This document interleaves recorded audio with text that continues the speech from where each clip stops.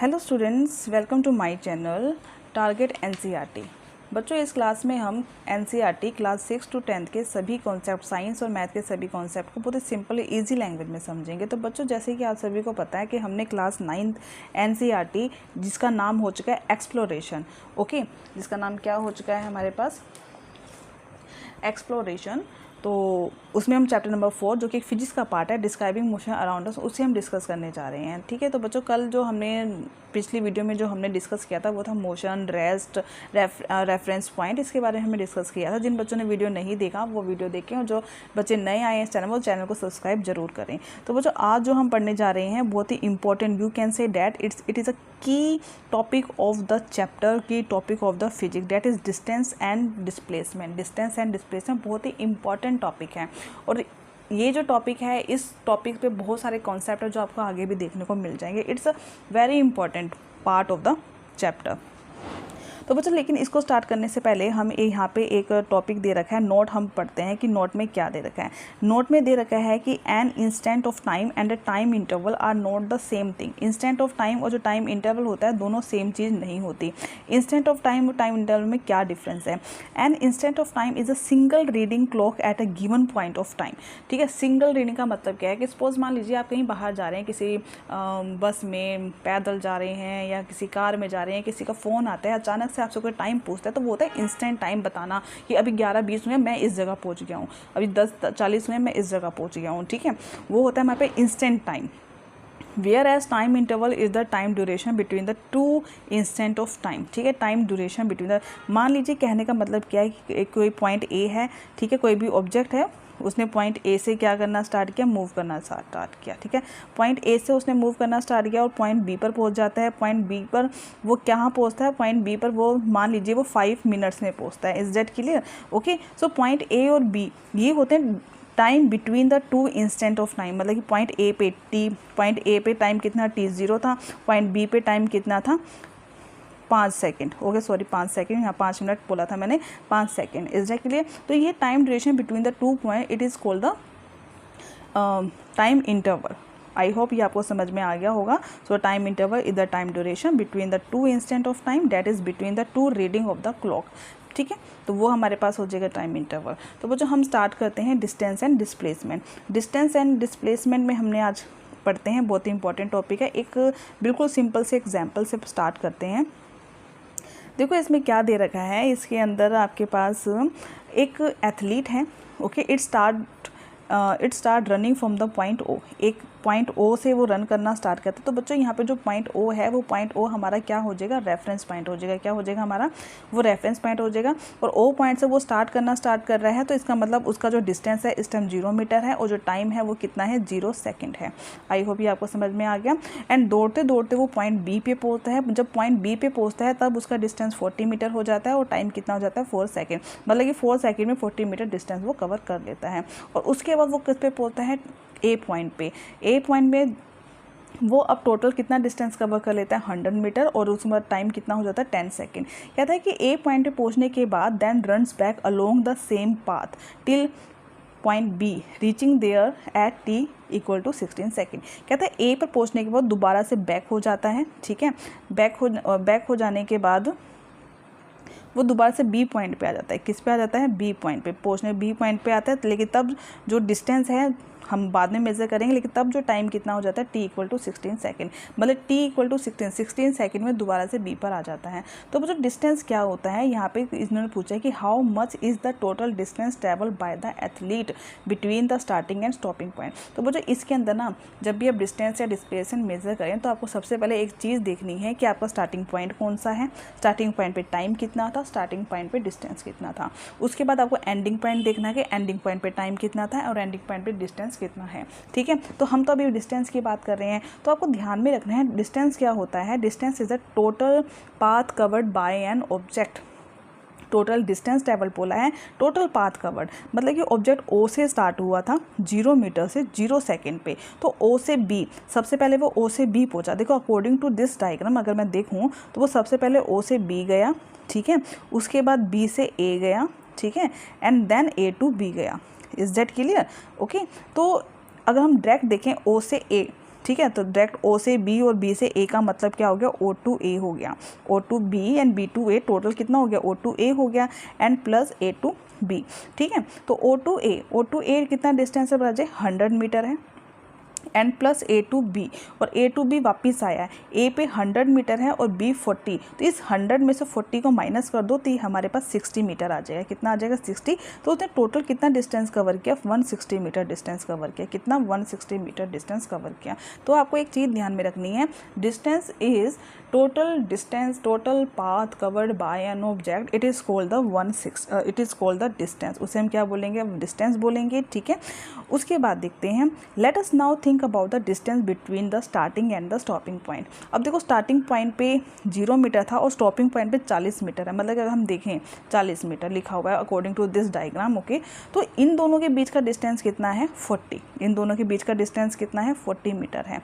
तो this is called the displacement, इसे हम क्या बोलेंगे, displacement, which is different from the total distance, जो कि टोटल डिस्टेंस से बिल्कुल अलग है। So let us now define another quantity, displacement. तो ये हमारे पास क्या हो जाएगा, डिस्प्लेसमेंट। तो डिस्प्लेसमेंट को आप एक बार कह सकते हैं shortest distance between the starting point and the ending point, shortest to shortest distance, it is called the displacement. जैसे कि बच्चों मान लीजिए हमारे पास एक कर्व लाइन है, ये कर्व लाइन है, ठीक है। तो इसका स्टार्टिंग पॉइंट मान लीजिए A है और इसका एंडिंग पॉइंट हमारे पास मान लीजिए ये सेंटर पॉइंट B मान लेते हैं और ये हमारे पास C है, ठीक है। अगर आपको इसका डिस्टेंस निकालना है तो पहले आप क्या करेंगे, A से B पे जाएंगे, B से C पर जाएंगे, तभी आपका टोटल डिस्टेंस आएगा, that is total distance, okay. अगर आपको इसका डिस्प्लेसमेंट निकालना है तो आप क्या करेंगे, A से लेके C पर एक स्ट्रेट लाइन ड्रॉ करेंगे, ठीक है। ये हमारे पास शॉर्टेस्ट टू शॉर्टेस्ट डिस्टेंस हो जाएगा। बात समझ में आती है। तो shortest distance between the two instant of time, okay, that is called the displacement. उसे हम क्या बोलेंगे, डिस्प्लेसमेंट बोलेंगे। जहाँ पे इन्होंने हमें क्या दे रखा है, इन्होंने हमें क्या दे रखा है कि displacement is the net change in the position, net change आ रहा है मतलब total change in the position of an object between the two given instant of time, मतलब दो टाइम के बीच में ऑब्जेक्ट की जो पोजीशन में जो नेट चेंज आया है वो हमारा क्या होता है, डिस्प्लेसमेंट। लेकिन in easy language you can say that shortest distance between the two instant of time, it is called the displacement, ठीक है बच्चों। एक चीज़ ये हो गई। दूसरा आपको क्या ध्यान में रखना है, A complete description of physical quantity like displacement required both direction and its numerical value. Okay, जो डिस्प्लेसमेंट है उसको दो चीज़ों की रिक्वायरमेंट होती है, एक तो डायरेक्शन की और दूसरा किस चीज़ की रिक्वायरमेंट होती है, न्यूमेरिकल वैल्यू की। तो बच्चों पहले सबसे पहले हम ये समझ लेते हैं कि फिजिकल क्वांटिटी क्या होता है। ओके, फिजिकल क्वांटिटी क्या होती है हमारे पास, फिजिकल क्वांटिटी। देखो physical quantities which can be specified just their numerical values. देखो दो टाइप की फिजिकल क्वांटिटी होती है, एक होती है स्केलर फिजिकल क्वांटिटी और एक होती है हमारे पास vector physical quantity. Scalar physical quantity इनमें सिर्फ न्यूमेरिकल वैल्यू की बात करते हैं, जैसे कि डिस्टेंस में हमारे पास टोटल डिस्टेंस 160 मीटर आया था। कितना आया था, 160 मीटर। तो एक न्यूमेरिकल वैल्यू है, ये क्या हमारे पास न्यूमेरिकल वैल्यू। हमने डायरेक्शन नहीं बताया, लेकिन जब हम इसमें डायरेक्शन जोड़ देंगे कि फॉरवर्ड डायरेक्शन है या बैकवर्ड डायरेक्शन है, ओके, अपर है या लोअर डायरेक्शन है, तब वो हमारे पास क्या हो जाएगा, वेक्टर क्वांटिटी। क्या हो जाएगा, वेक्टर। तो physical quantity which require specify both direction and magnitude are called the vectors. Okay, बाकी और भी वेक्टर और स्केलर के बारे में ये हम हायर क्लासेस में पढ़ेंगे। So numerical value of such यहाँ से पढ़ते हैं, complete description of physical quantity like displacement require both direction and it's numerical value. और इस न्यूमेरिकल वैल्यू के साथ यूनिट लगना जरूरी होता है, और इस न्यूमेरिकल वैल्यू को हम क्या बोलते हैं, मैग्नीट्यूड बोलते हैं। क्या बोलते हैं, मैग्नीट्यूड। जैसे कि डिस्प्लेसमेंट कितना आया, 40 मीटर, तो 40 मीटर आया ना, तो 40 क्या है यहाँ पे न्यूमेरिकल वैल्यू है, मीटर तो यूनिट हो गया हमारा, तो ये हमारे पास क्या आ गया, मैग्नीट्यूड। ओके, तो magnitude of the displacement is distance between the object position of two instant, मतलब कि ऑब्वियसली है ये डिस्टेंस है, दो इंस्टेंट ऑफ टाइम के बीच का क्या है, डिस्टेंस है, वो मैग्नीट्यूड होता है। ओके, तो the direction of displacement specified from the position at the first instant toward the position of the second instant, मतलब कि पहले ऑब्जेक्ट कहाँ मूव करा था, पहले तो हम फॉरवर्ड डायरेक्शन में था, मूव करते करते वो बैकवर्ड, मतलब कि अकॉर्डिंग टू दिस डायग्राम मैं बता रही हूँ, उसके बाद बैकवर्ड डायरेक्शन में आ गया, ठीक है। तो उसके अकॉर्डिंग ही हम उसकी पोजीशन को डिस्क्राइब करेंगे। Okay, and to describe the total distance traveled, only the numerical value is required। अगर आपको सिर्फ टोटल डिस्टेंस, मतलब कि डिस्टेंस, अगर आप डिस्टेंस को आपने को डिस्क्राइब करना है तो सिर्फ न्यूमेरिकल वैल्यू आएगी, लेकिन अगर आपको डिस्प्लेसमेंट को अगर आपको डिस्क्राइब करना है तो न्यूमेरिकल वैल्यू मतलब मैग्नीट्यूड और डायरेक्शन दोनों ही आप उसके अंदर इंक्लूड करेंगे। उसके बाद दोनों का एसआई यूनिट क्या होता है, SI unit of both is metre, तो आपको ध्यान में रखना है। तो बच्चों हमने एक तो पढ़ा डिस्टेंस के बारे में, डिस्प्लेसमेंट के बारे में। Distance is the total path covered by the object, displacement is the shortest distance between the to instants of time. Okay, distance scalar quantity है, क्यों है, उसमें सिर्फ हम न्यूमेरिकल वैल्यू की बात करते हैं। डिस्प्लेसमेंट हमारे पास कौन सी क्वांटिटी आ जाती है, वेक्टर क्वांटिटी, क्योंकि इसमें हम डायरेक्शन और न्यूमेरिकल वैल्यू दोनों के बारे में बात करते हैं। For example figure 4.4 t equal to 0 second and t equal to 16 second, total distance travel 160 metre. बच्चों ये भी मैंने भी आपको बताया 0 सेकेंड से लेकर 16 सेकेंड में टोटल डिस्टेंस था 160 मीटर था, बट हर डिस्प्लेसमेंट इज, जो एथलीट है उसका डिस्प्लेसमेंट कितना था 40 meter in the positive direction. तो we find that between two instant the total distance travelled and the magnitude of displacement are not same. इससे एक चीज़ तो हमें समझ में आ गई, एक तो टोटल डिस्टेंस है और जो मैग्नीट्यूड है वो सेम नहीं आता। टोटल डिस्टेंस हमारा देखो 160 था, डिस्प्लेसमेंट 40 था, मतलब मैग्नीट्यूड और दोनों का न्यूमेरिकल वैल्यू दोनों में चेंज है, तो वो तो सेम नहीं है ना सेम। तो can this quantity be equal, क्या इक्वल हो सकती हैं? तो बच्चों इसका भी आंसर अभी हम पढ़ेंगे, क्या इनकी क्वांटिटी इक्वल हो सकती है या नहीं हो सकती है। नोट में देखते हैं क्या लिखा है। For motion in a straight line, the total distance traveled and the magnitude of displacement are equal if the object moves without turning the task, that is, if it moves in the one direction।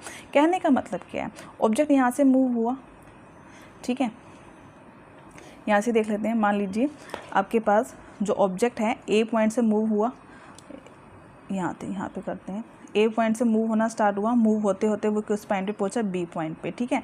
तो यहाँ से लेके ए से B तक जो उसने total distance जो cover किया, सपोज मान लेते हैं 100 मीटर का है, ठीक है। तो डिस्टेंस भी 100 मीटर का, लेकिन बी से वो बैक नहीं आया, वो कहीं और भी नहीं टर्न हुआ। Is that clear? तो इसका मतलब स्टार्टिंग पॉइंट ए था, एंडिंग पॉइंट बी था, तो यहाँ पे डिस्टेंस भी 100 मीटर आएगा और डिस्प्लेसमेंट भी हमारा 100 मीटर ही आएगा। तो यहाँ पे जो क्वेश्चन पूछा गया था, can these quantity be equal, जो डिस्टेंस डिस्प्लेसमेंट का मैग्नीट्यूड है क्या वो कभी इक्वल हो सकता है? हाँ बिल्कुल हो सकता है। आई होप इसका आपको आंसर मिल गया होगा, ठीक है। तो बच्चों यहाँ पे हम एक एक्टिविटी करते हैं, एक्टिविटी 4.1, ध्यान से पढ़िएगा क्या लिखा है। देखो ये लिखा है कि एनालाइज भी करना है, बताना है कि आपको इसमें क्या ट्रू है क्या फॉल्स, एनालाइज करके बताना है सारा। तो देखो इसमें क्या लिखा है कि as show in figure, okay 4.5, ये फिगर आपके पास 4.5 है। अब ball is thrown vertical upward direction. अब देखो बॉल को ऊपर की तरफ फेंका गया है from the point O point से, and it moves up straight, और बिल्कुल ऊपर जाके बी पॉइंट तक बिल्कुल स्ट्रेट मूव करती है, and then falls back to O, और दोबारा से ओ पर आ जाती है। Can this be considered a motion in a straight line? क्या, पहले तो ये बताओ, क्या हम इसे motion in a straight line consider कर सकते हैं? राजा बिल्कुल कर सकते हैं, क्योंकि हमने नीचे से ऊपर फेंकी है, वो गोल गोल तो नहीं मूव हुई है ना, वो सीधा वर्टिकल गई है और सीधा वर्टिकल ही नीचे आ गई है, ठीक है। तो इसे हम स्ट्रेट मोशन तो मान ही सकते हैं। ओके, सो कहता है for this motion fill up the values in table 4.1। अभी वैल्यूज़ को हमने फिल करना है, तो राजू बिल्कुल आराम से करेंगे, बिल्कुल ध्यान से देख के, और इसमें जो एनालाइज दे रखा है बिल्कुल इसके आंसर भी हम अभी जानेंगे। ओके, तो देखो क्या है, देखो सबसे पहले क्या है हमारे पास, दिस वन ये दे रखा है ऊपर, ये पोजीशन है ओ ए बी सी और ओ। टोटल डिस्टेंस, हमको टोटल डिस्टेंस बताना है travel by the ball from O till the position, okay. उसके बाद डिस्प्लेसमेंट बताना है। देखो ओ पोजीशन पे जो आपके पास डिस्टेंस था वो तो 0 ही था, ठीक है, क्योंकि ऑब्वियसली पोजीशन 0 है तो डिस्टेंस भी 0 हो जाएगा, टाइम भी 0 है यहाँ पे, ओके। 0 पे 0 आ जाएगा और डिस्प्लेसमेंट भी यहाँ पे 0 होगा, क्योंकि यहाँ से ये तो हमारा स्टार्टिंग पॉइंट है, यहाँ से इसने क्या करना स्टार्ट किया है, थ्रो करना स्टार्ट किया है। उसके बाद क्या है, टोटल डिस्टेंस ट्रेवल बाय ए। अच्छा ए पे देखो, ए पोजीशन पे अगर हम डिस्टेंस देखें तो वो कितना हो गया, 40 मीटर हो गया। कितना, 40। ए पोजीशन पर डिस्टेंस कितना है, 40 मीटर है। और डिस्प्लेसमेंट में, क्योंकि ये मतलब ए पॉइंट तक देखना है, अभी आपको ऊपर नहीं जाना, इसने पॉइंट्स दे रखे हैं, पोजीशन दे रखे हैं कि ए पोजीशन बताओ डिस्टेंस क्या है, डिस्प्लेसमेंट क्या है, बी पोजीशन बताओ डिस्टेंस डिस्प्लेसमेंट क्या है, ठीक है। तो ए पे तो 40 मीटर हमारा डिस्टेंस हो गया और डिस्प्लेसमेंट, ये अगर इसको हम एंडिंग पॉइंट माने डिस्प्लेसमेंट भी हमारा 40 हो गया, बट डायरेक्शन क्या आ जाएगा, अपवर्ड डायरेक्शन आ जाएगा। डायरेक्शन क्या आएगा, अपवर्ड डायरेक्शन। उसके बाद कहता है बी पे बताइए कि बी पॉइंट पे क्या है। बी, चलो बी पॉइंट पे लेते हैं। ओ से लेके बी पे राजे जो हमारा डिस्टेंस है वो तो 140 मीटर है। डिस्टेंस कितना आ जाएगा, 140 मीटर ही आएगा। 140 सॉरी सेंटीमीटर में दे रखा है, मैं मीटर बोल रही हूँ। 140 सेंटीमीटर और डिस्प्लेसमेंट भी 140 ही आएगा, क्योंकि ओ से लेके बी तक पूछा है उसने। बी यहाँ पे जब हम बी की बात करेंगे, ओ से बी की बात करेंगे, बी हमारा एंडिंग पॉइंट बन जाएगा, तो डिस्प्लेसमेंट भी हमारा कितना आ जाएगा, 140 सेंटीमीटर और अपवर्ड डायरेक्शन में। कौन सा डायरेक्शन में आएगा, अपवर्ड डायरेक्शन में। उसके बाद कहता है सी पे बताओ, ठीक है। सी पे बताना है राजे आपको। सी पे क्या है, देखो पर डिस्टेंस मेजर करते हैं। ओ से बी 140, ठीक है। ओ से बी कितना था, 140 था।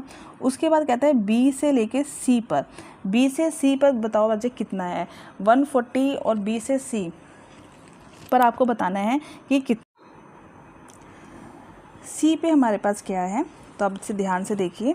तो सबसे पहले तो हमें पता है कि हम सबसे पहले ओ से कहाँ पे गए हैं, बी पर।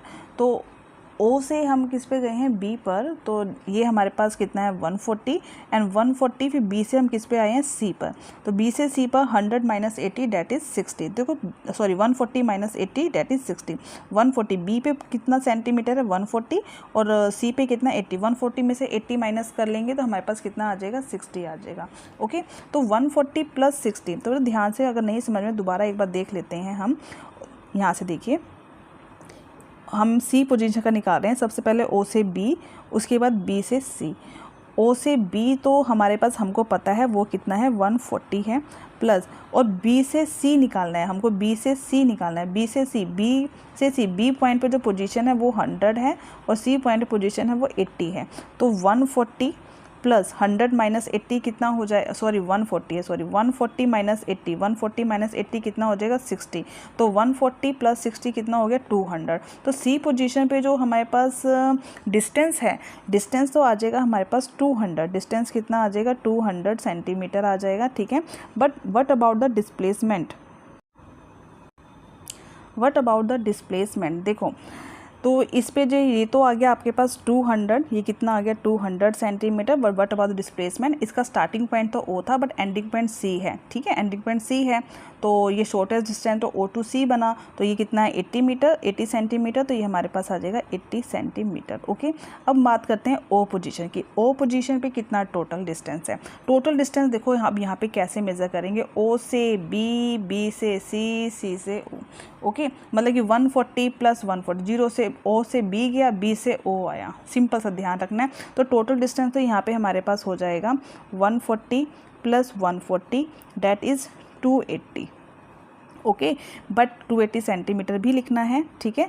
But what about the displacement, O से बी गया, बी से 0, कोई भी शॉर्टेस्ट डिस्टेंस नहीं है, मतलब ये ओ था, ओ से ही रहा। तो यहाँ पे जो हमारे पास आ जाएगा 0 सेंटीमीटर आ जाएगा डिस्प्लेसमेंट। ओके, आई होप ये आपको समझ में आ गया होगा।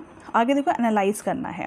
कहता है the data fill in table 4.4 and choose which of the following is true for the displacement. कौन सा है जो कि ट्रू है, किसके लिए, डिस्प्लेसमेंट के लिए। ओके, तो देखो इसमें हमारे पास क्या आएगा, एनालाइज करना है।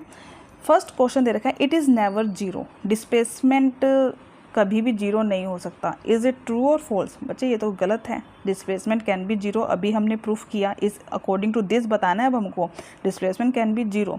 Its magnitude can be greater than the total distance travel. ये तो ऊपर भी मैं आपको भी बता के आई हूँ कि इसका जो मैग्नीट्यूड होता है, मतलब न्यूमेरिकल वैल्यू जो होती है वो कभी भी ग्रेटर नहीं होती, ठीक है। Numerical value is always less than to the total distance. Okay, तो अब देखो डिस्प्लेसमेंट हमारे पास होता है शॉर्टेस्ट डिस्टेंस। तो इसका मतलब कॉमन सेंस हम लगा सकते हैं, शॉर्टेस्ट डिस्टेंस है तो इसका मतलब जो न्यूमेरिकल वैल्यू तो हमेशा कम ही आएगी डिस्टेंस से। तो इसका मतलब ये भी हमारे पास क्या हो गया, फॉल्स आ गया, ठीक है। Its magnitude is less than और equal to the total distance. हाँ, इसका मैग्नीट्यूड हमेशा लेस देन तो हो सकता है, बिल्कुल। देखो ये 140 इक्वल तो हो गया, ठीक है, लेकिन ये डिस्टेंस ग्रेटर हो गया और ये लेस हो गया। 140 ये 280 और 0 हो गया। तो यस, तो थर्ड वाला तो हमारा बिल्कुल करेक्ट है, ये हमारे पास ट्रू है। इस magnitude is less than the total distance travel in all cases, that is false. बच्चों आपको आई होप ये समझ में आ गया होगा। तो इसका में करेक्ट आंसर हमारा क्या आता है, थर्ड आता है। ये जो इसका मैग्नीट्यूड होता है इज़ लेस देन और equal to the total distance travelled. I hope ये आपको बिल्कुल समझ में आ गया होगा। तो आपको एक बार फिर से समझ लीजिए कि ऐसा क्यों है, कि थर्ड वाला करेक्ट क्यों है। सबसे पहले जो डिस्प्लेसमेंट होता है कैन बी 0, ठीक है, तो इन्होंने दे रखा है वो गलत है। Magnitude is always less than और इक्वल, मैग्नीट्यूड हमेशा लेस होता है और इक्वल होता है, ठीक है। तो बच्चों आज हमने क्या पढ़ा, हमने पढ़ा डिस्टेंस जो कि टोटल पाथ ट्रैवल है, डिस्प्लेसमेंट शॉर्टेस्ट डिस्टेंस है from the starting to the ending direction, okay, और physical quantity, scalar and vector. Distance is a scalar quantity and displacement is a vector quantity.